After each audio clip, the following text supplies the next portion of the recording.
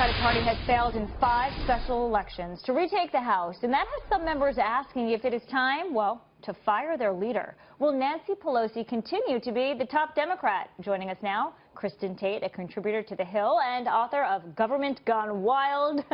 Certainly feels like it has. The Democrats have a leadership team that is essentially unchanged since back in 2006. Their top 2 leaders in their late 70s, and they've lost 5 special elections, 3 in a row. Yep. Will we see Pelosi stay on? And do they have anybody to replace her? Well, that's part of the problem. But, you know, Nancy Pelosi, she's done little to kind of energize or mobilize the base, and she's failed to pave a solutions-based and positive path forward for the party. She's all about negative rhetoric and obstructing. But I think the Democratic Party has a much bigger problem than just Nancy Pelosi.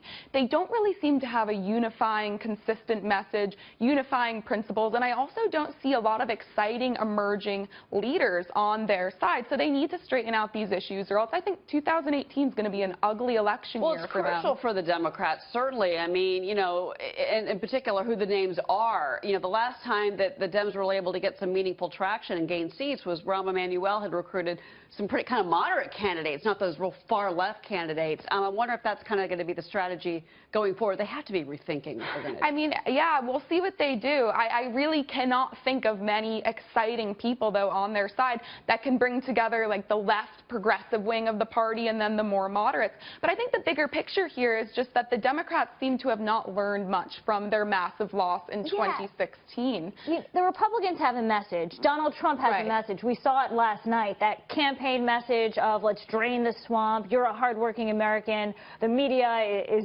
biased.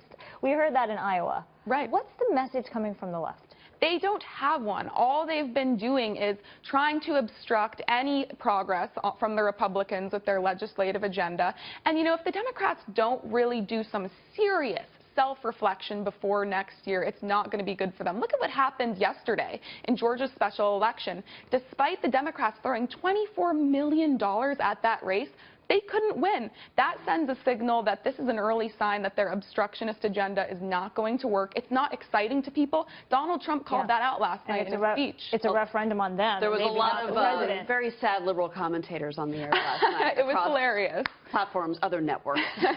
Thank you so much. Thanks, guys.